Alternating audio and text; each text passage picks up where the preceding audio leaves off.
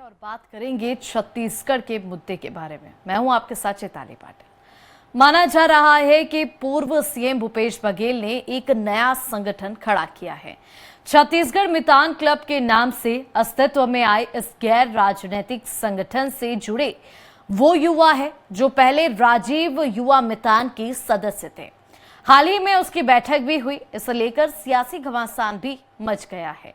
BJP का कहना है कि कांग्रेस नेता अपनी राजनीति बचाने के लिए संघर्ष कर रहे हैं। वहीं कांग्रेस ने बीजेपी पर भ्रम फैलाने का आरोप लगा रही है। देखिए खास रिपोर्ट।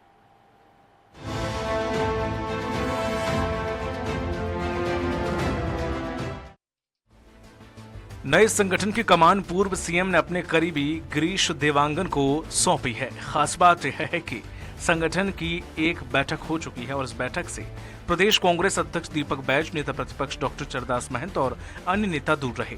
उन्हें नए संगठन की जानकारी तक नहीं दी गई। पूर्व सीएम के नए संगठन को लेकर कांग्रेस के अंदर खाने में हलचल मची हुई है। छत्तीसगढ़ मितान क्लब के सदस्यों की 2 दिनी बैठक सरोना के सिद्धिविनायक मैरिज हॉल में हुई। इसमें कोरबा, राजनांदगांव और अन्य जगहों के करीब 300 युवा शामिल हुए। ये सभी राजीव गांधी युवा मितान क्लब के सदस्य थे। उन्हें 1000 रुपए मासिक मानदेय भी मिलता था। सभी जिले में क्लब अस्तित्व में आ चुका था। शायद सरकार ने आते ही क्लब को बंद कर दिया। पूर्व सीएम ने राजीव युवा मितान क्लब के सदस्यों को अपने नए संगठन छत्तीसगढ़ मितान चुनने के लिए पहल की है। संगठन की पहली बैठक में भूपेश बघेल के करीबी नेता ही शामिल हुए। बीजेपी तंज कस रही है। वहीं भूपेश बघेल ने इस पर सफाई देते हुए कहा है कि राजीव मितान क्लब क्यों भंग किए, सरकार की योजनाएं सुचारू रूप से चल रही या नहीं, उचित क्रियान्वयन हो रहा है या नहीं। हम नए संगठन बनाते थे समाज को बदलने। मैं गौठान समिति के कार्यक्रम में जाऊंगा, फिर महिलाओं के स्व सहायता समूह के कार्यक्रम में जाऊंगा, तो फिर कहेंगे कि नया बना रहा हूं। दरअसल इनके पास कोई काम नहीं है और सरकार के जो पॉलिसी है उसे लोगों तक बताने का और योजनाओं को अंतिम छोर के लोगों तक लाभ पहुंचाने का जिम्मेदारी उसको दी गई थी। आपने उसे भंग कर दिया। आज तो मेरे पास राजीव युवा मितान क्लब के लोग आए थे क्योंकि अनरेस्ट है, लोगों में आक्रोश है। पूर्व सीएम भूपेश बघेल के द्वारा राजीव युवा मितान क्लब के साथ अलग बैठक करने पर उप मुख्यमंत्री अरुण साव ने तंज कसते हुए कहा कि कांग्रेस नेता अपनी राजनीति बचाने के लिए संघर्ष कर रहे हैं। कांग्रेस के नेता आपस में लड़ रहे हैं, मार पिटाई हो रही है, आरोप प्रत्यारोप हो रहा है। कांग्रेस के नेता अपने अस्तित्व बचाने के लिए लगातार काम कर रहे हैं। कांग्रेस से जनता दूर हो चुकी है। लड़ रहे हैं, मार पिटाई हो रही है, आरोप प्रत्यारोप हो रहा है। तो कांग्रेस के नेतागण अपना अस्तित्व बचाने के लिए ये लगातार काम कर रहे हैं, पर जनता उनसे दूर जा चुकी है। बहरहाल सत्ता पक्ष और विपक्ष दोनों युवाओं को साधने में जुटे हैं। कांग्रेस जहां राजीव मितान क्लब को बंद किए जाने को मुद्दा बनाकर मितान क्लब से जुड़े युवाओं को सरकार के खिलाफ संघर्ष करने के लिए प्रेरित कर रही है, वहीं सरकार सीजीपीएससी समेत अन्य भर्तियों को पारदर्शी बनाकर युवाओं का विश्वास जीतने का प्रयास कर रही है। अब देखना होगा युवा किसे अपना हितैषी मानते हैं।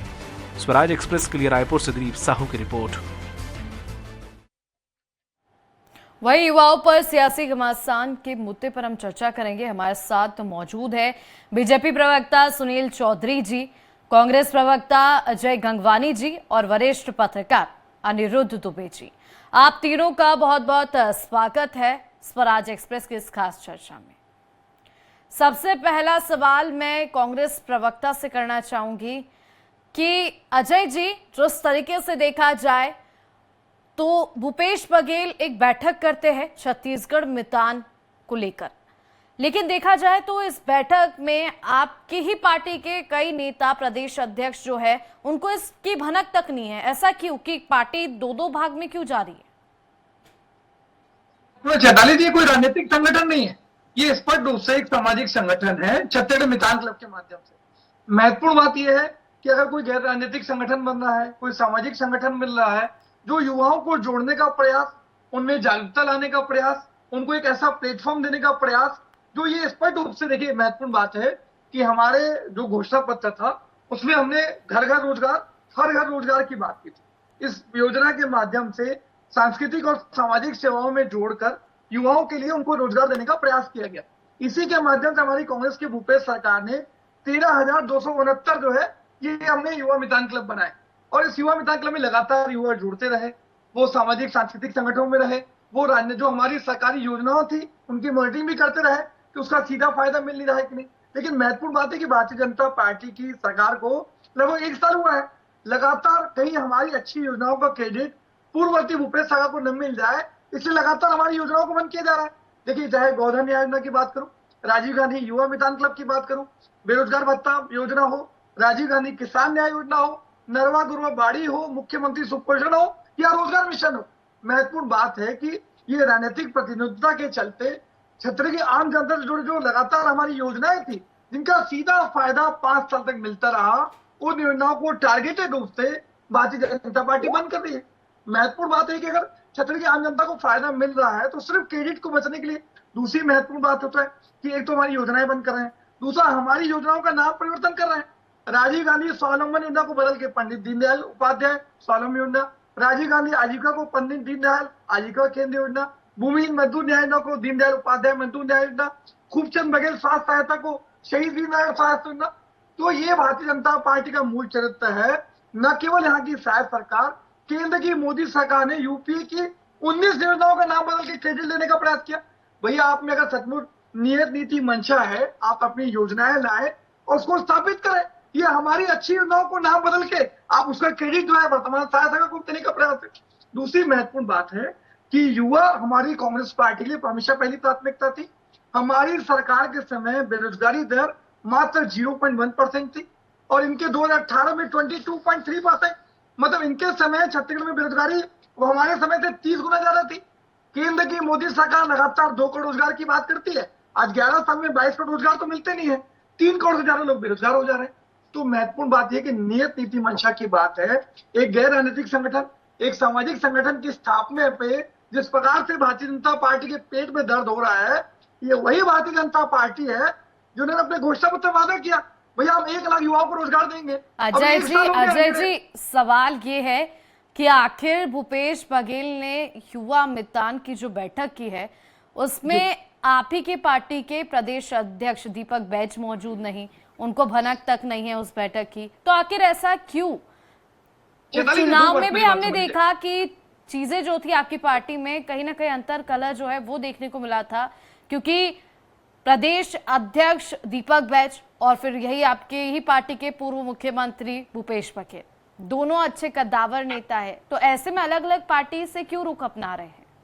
चेताली जी, आप वरिष्ठ पत्रकार, एक बहुत महत्वपूर्ण बात मैं बार बार अंडरलाइन करना चाह रहा हूँ। अगर कोई राजनीतिक बैठक हो, कोई राजनीतिक संगठन हो, हमारे जो प्रदेश कांग्रेस कमेटी की अनुषंगिक संगठन की बैठक हो, तो सारे वरिष्ठ नेता आमंत्रित होंगे उसमें, चाहे हमारे प्रदेश दीपक बैज जी हो या हमारे सीएलपी चरणनाथ महंत जी। मैं आपको स्पष्ट रूप से कह रहा हूँ, ये किसी प्रकार, लेकिन आपकी पार्टी के नेताओं को तो पता भी नहीं है कि भूपेश बघेल ने कोई बैठक ली है, उस बैठक में उन्हें बुलाया भी नहीं गया।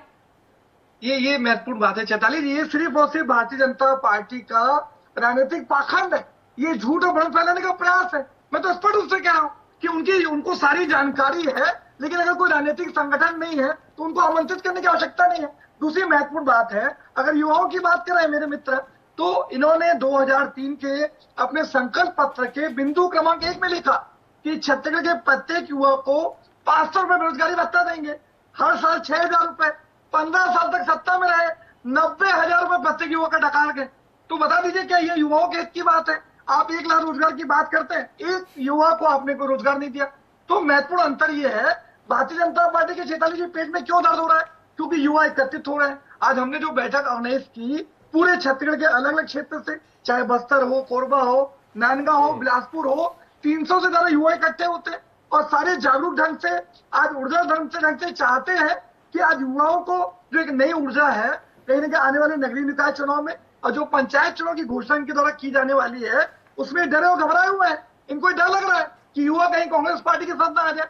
दूसरी जी, चलिए अजय जी, आपके सवालों के जवाब हम सुनील जी से ही जान लेते हैं। सुनील जी, आपकी ओर रुख करना चाहूंगी। जिस तरीके से अजय जी से मैंने प्रश्न किया था कि जो बैठक की गई, वो बैठक में आखिर ऐसा क्यों कि आपके ही पार्टी के जो पदाधिकारी है उनको क्यों नहीं बना के उस बैठक के, लेकिन इनका कहना है कि बीजेपी के पेट में दर्द होता है और बीजेपी ही भ्रम फैलाने का जो है काम करती है, ऐसे कांग्रेस बीजेपी पर आरोप लगा रही है।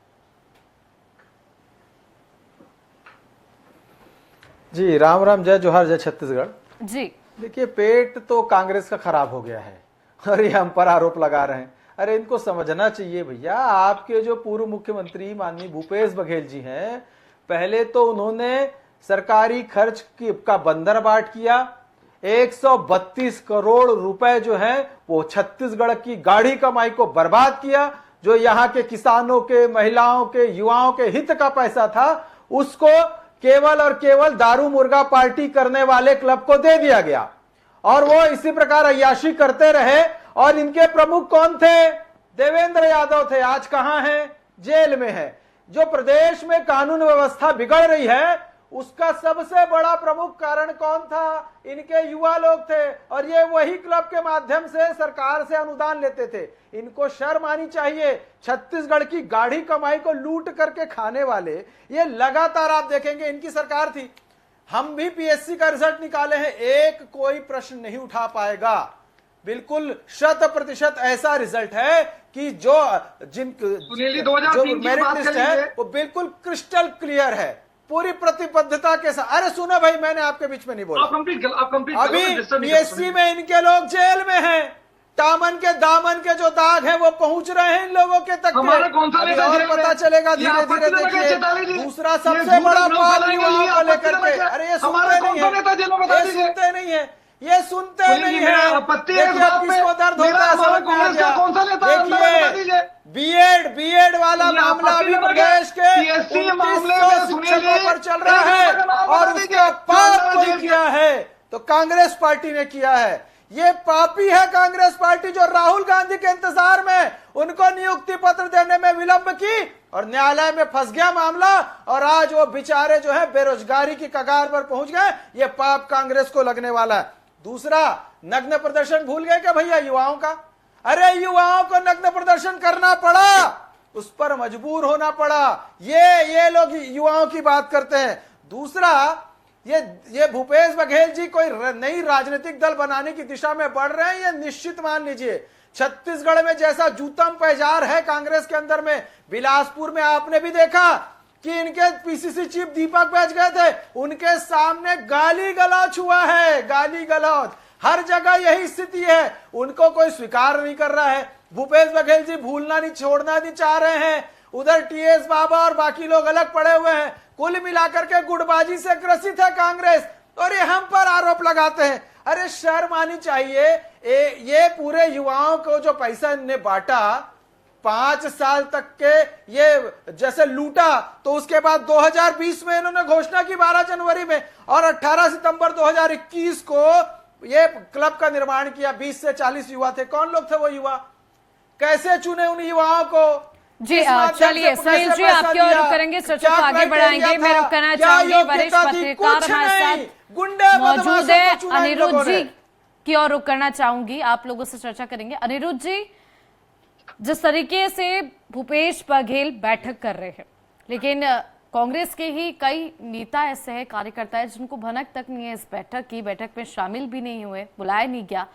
तो आखिर क्या है कांग्रेस के अंदर जिस तरीके से अंतर कलह चल रही है? अभी तो देखा जाए तो कांग्रेस को मजबूती की जरूरत है, ना कि इस तरीके से दो राह पर रुक करने की।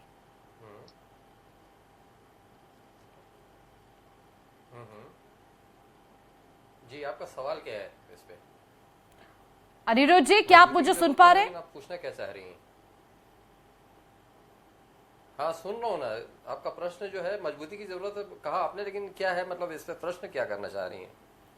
जी, मैं ये पूछना चाह रही हूँ, जिस तरीके से छत्तीसगढ़ मितान क्लब को लेकर बैठक की गई, जो राजीव मितान क्लब के युवा थे उन्हें इस बैठक से जोड़ दिया गया और कहीं ना कहीं खबरें निकल कर आ रही है कि इस बैठक को लेकर प्रदेश अध्यक्ष दीपक बैज सहित कई कार्यकर्ता हैं, उन्हें इस बैठक में नहीं बुलाया गया और इस बैठक को लेकर उनके पास जानकारी भी नहीं थी।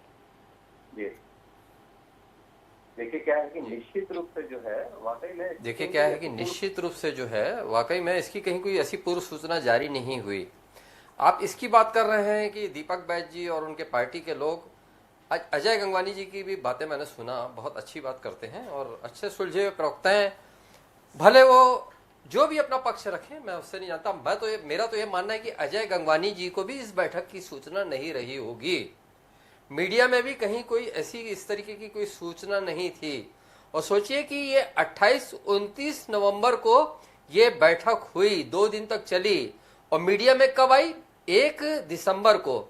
मतलब 28-29 को मीडिया में कहीं कोई वो नहीं, 30 को कहीं कोई उल्लेख नहीं, 1 दिसंबर को मीडिया में बात आती है। तो निश्चित रूप से मतलब यह बैठक जो है गोपनीय तरीके से चली। चलिए, अच्छी बात है, गोपनीयता का जीवन में बहुत महत्वपूर्ण स्थान है।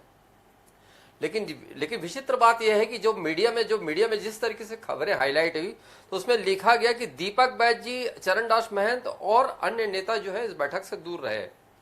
तो फिर किसी का कोई स्टेटमेंट भी नहीं आया कि नहीं भाई ऐसा है या वैसा है, सारी चीजें। मतलब ये साफ बात है कि मतलब कहीं कोई बात उन तक नहीं पहुंची हुई थी। और जहां तक कि भूपेश बघेल जी ने इस बैठक को संबोधित किया, तो उसमें जो प्रमुख नाम आया, तो उसमें एक तो यह है कि मतलब पूरा दायित्व जो है गिरीश देवांगन जी को सौंपा गया है। गिरीश देवांगन जी राजनांदगांव से जो है चुनाव लड़े थे विधानसभा 2023 में, उनकी पराजय हो गई थी उस चुनाव में। और भूपेश बघेल जी के बहुत विश्वसनीय हैं, इसी विश्वसनीयता के नाते भूपेश बघेल जी ने उनको जिम्मेदारी सौंपी। ये बहुत क्लियर बात है। लेकिन जहां तक के मैं समझ पा रहा हूं, तो कोई भूपेश बघेल जी दूरदर्शी नेता है और कोई बहुत उनकी लंबी योजना है, और शायद महसूस कर रहे हो कि कांग्रेस में अब नई लीडरशिप और नई टीम तैयार करने की जरूरत है।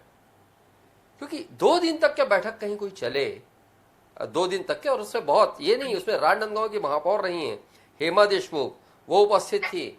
रायपुर में महापौर रह चुके प्रमोद दुबे, और वो पूर्व में जो लोकसभा चुनाव भी लड़े वो भी उपस्थित थे। तो कुछ सिलेक्टेड नाम थे और बहुत मतलब उपस्थिति थी। और रायपुर के लोगों की उपस्थिति होती तो चलो कि आपस की बातचीत हो रही होती, उसमें राजनांदगांव, कोरबा और कहाँ दूर दूर से लोग आए थे। यदि आप दूर दूर से लोगों को बुलाते तो निश्चित रूप से उनके ठहरने की, खाने पीने की व्यवस्था मतलब बहुत बृहद स्तर पर तैयारी के बाद ही ये सब चीजें होती है।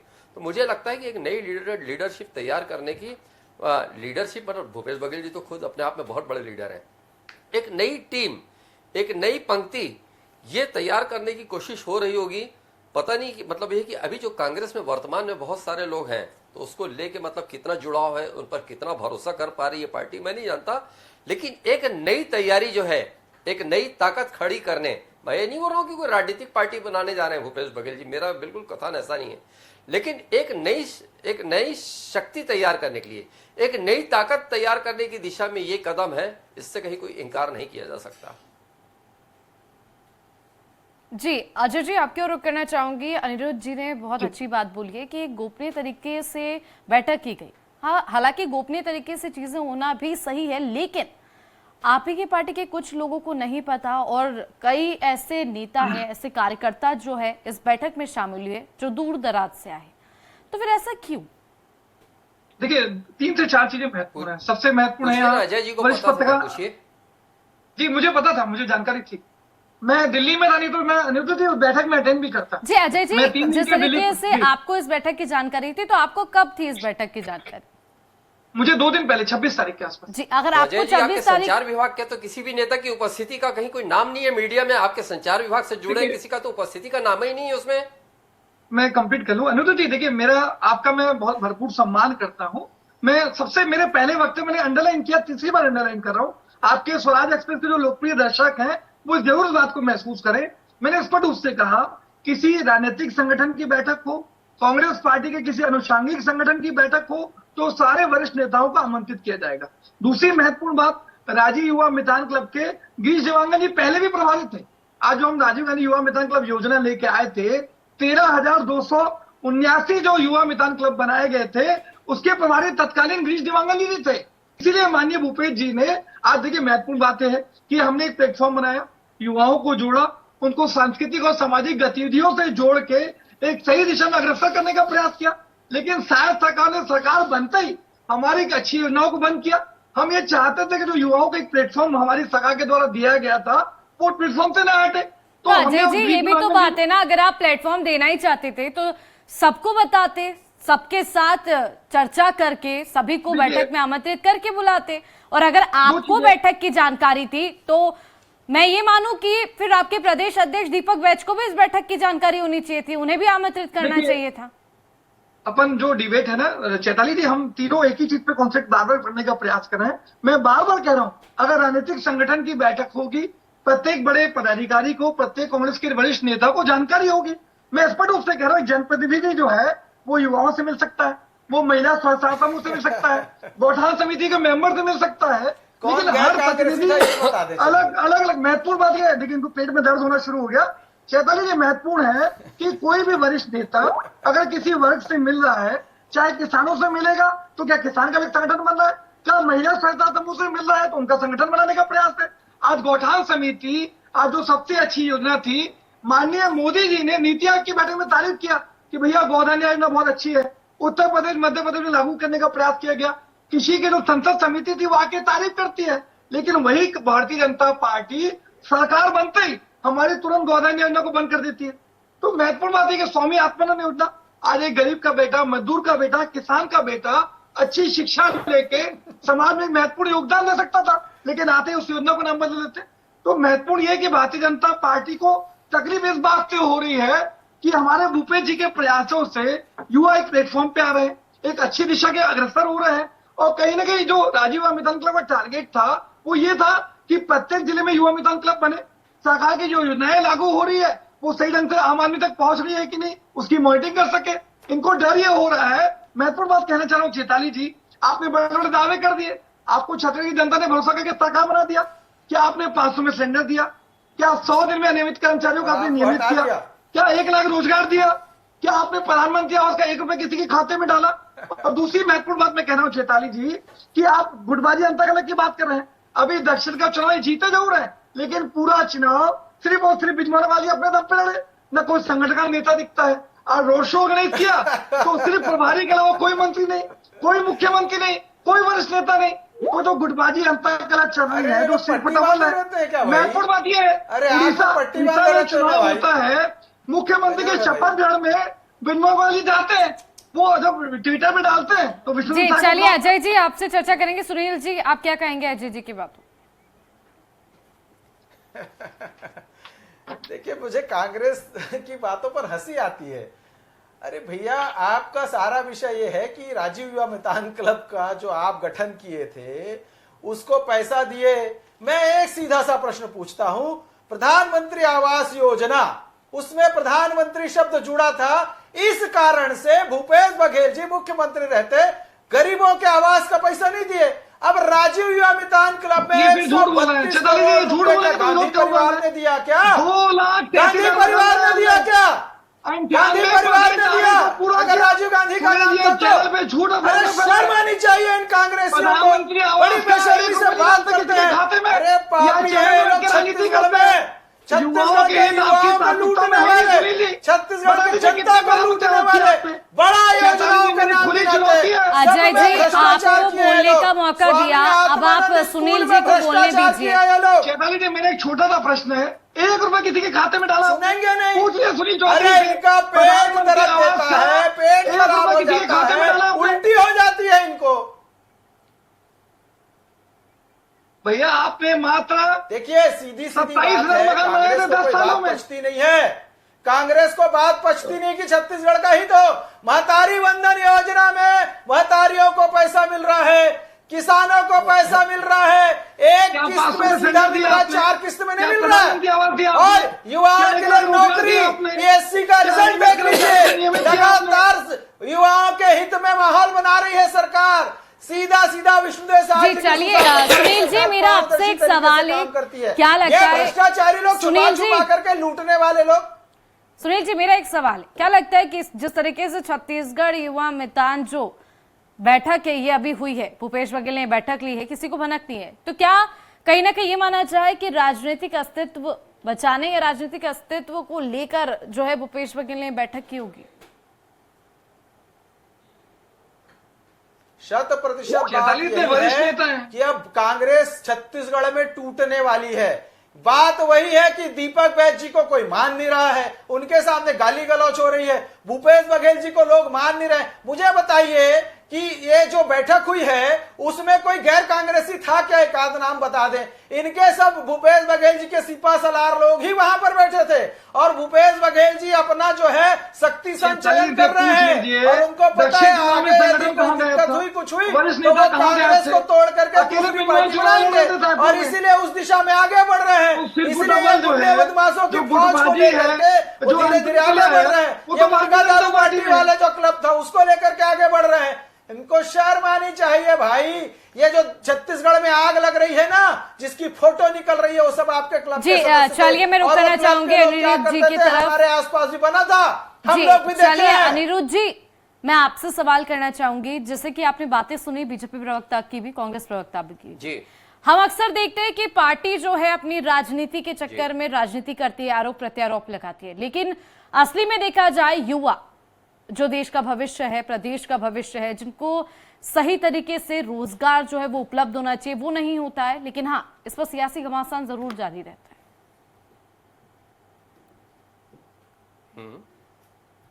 हाँ, निश्चित रूप से देखिए, अभी युवाओं के लिए देश में बहुत कुछ करने की जरूरत है और छत्तीसगढ़ में तो और भी ज्यादा करने की जरूरत है, चाहे कांग्रेस पार्टी की सरकार रहे, चाहे भारतीय जनता पार्टी की सरकार रहे।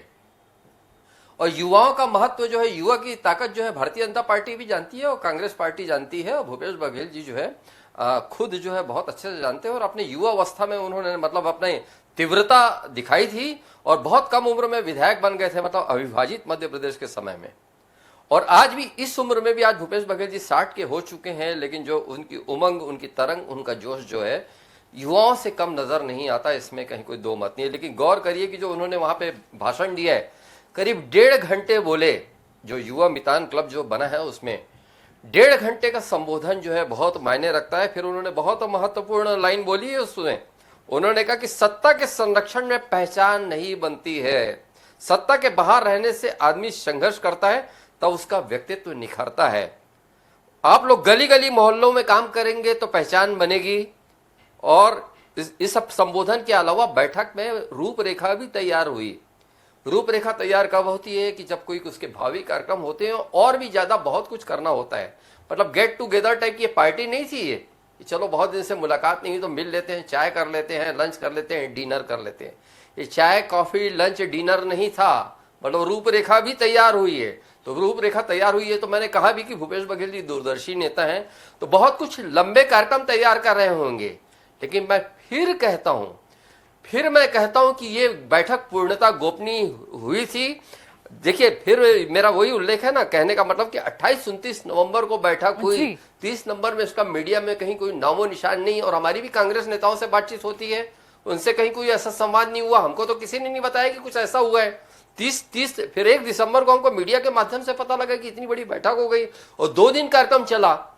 तो इस गोपनीयता के बहुत सारे मायने हैं चैताली जी, इससे इनकार नहीं किया जा सकता। जी सुनील जी, अनिरुद्ध जी और अजय जी, बहुत बहुत शुक्रिया आपका स्वराज एक्सप्रेस की इस खास चर्चा में जुड़ने के लिए। तो देखा आपने किस तरीके से छत्तीसगढ़ मितान युवा की जो बैठक है पूर्व मुख्यमंत्री भूपेश बघेल ने की, उस बैठक की भनक उनके ही पार्टी के कई कार्यकर्ताओं और नेताओं को नहीं, जिसको लेकर बीजेपी अब चुटकी लेती हुई नजर आ रही है। हालांकि कांग्रेस भी ये कह रही है कि बीजेपी भ्रम फैलाने का काम करती है। ये तो देखने वाली बात होगी कि आखिर इस पूरे मामले का निष्कर्ष क्या निकलता है। छत्तीसगढ़ की खास चर्चा में बस इतना ही। देखते रहिए स्वराज एक्सप्रेस। नमस्कार।